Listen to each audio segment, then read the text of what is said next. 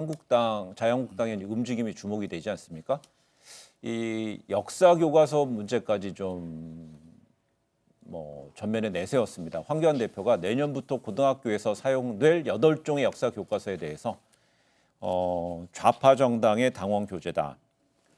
이런 식으로 정권의 홍보물이다 이렇게 강하게 또 이제 문제를 제기했습니다.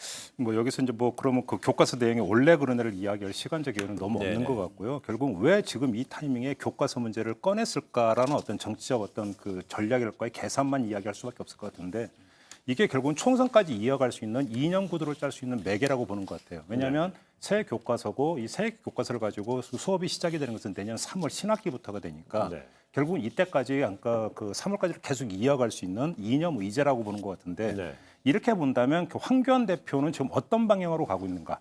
끊임없이 그러니까 결국 어떤 이념성을 강화해 주는 걸로 지금 그 자기 포지셔닝을 하고 있는데 과연 이것이 옳은 길인가? 자유한국당 입장에서 여기서 제가 볼 때는 이게 있는 것 같아요. 자유한국당의 이익과 황교안 개인의 이익이 지금 간극이 갈수록 벌어지고 있다는 게 제가 볼 때 핵심 문제인 네. 것 같은데요. 무슨 이야기냐면 황교안 대표는 지금 대표지만 사실은 확실한 어떤 정치적 어떤 지지 기반을 콘크리트 지지 기반을 갖고 있는 정치인이라고 볼 수는 없어요. 네. 본인이 지금 그걸 구축해가는 과정으로 가고 있다 보니까 강경 선명 이념 투쟁을 계속 하고 있는 것 같은데 네. 이렇게 되면서 결국 핵심이 되는 어떤 그 코어 어떤 지지층을 만들어내겠다라고는 의도를 갖고 있는 것 같은데 그것이 당의 입장에서는 외연을 좁혀버리는 결과를 빚으니까 여기서 결국은 당과 황교안 대표 간의 파열음이 나고 있는 결국 이 문제가 그러니까 진통을 계속 낳고 있는 본 원인이 아닌가 이런 생각이 그 얘기는 그러면은 결국은 옳은 일인가는 당장 이제 선거 지도상이요 시간표상 내년 총선이 옳은 것인가, 총선에 대응하는 것이 옳은 것인가고 네.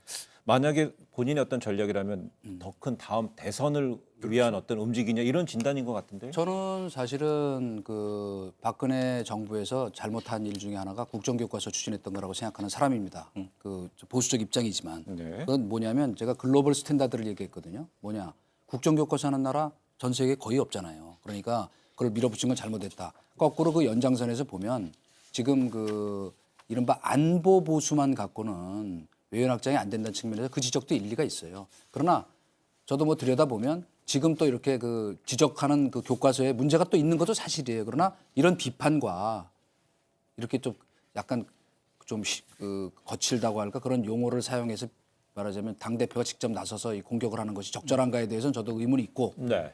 이것보다 저는 더 큰 문제는 뭐냐면 자꾸 어떤 자유민주주의, 자유우파 이런 걸 얘기하면서 이를테면 그 비판 언론사 겨냥해가지고 오보 삼진아웃 같은 거 했다가 처리하는 것 같은 거는 그런 나쁘게 얘기하면 헛발길질은 자꾸 누적이 되면 그런 말하자면 기득권 꼰대 정당 이미지가 자꾸 더 씌워지니까 그거는 별로 바람직하진 않다.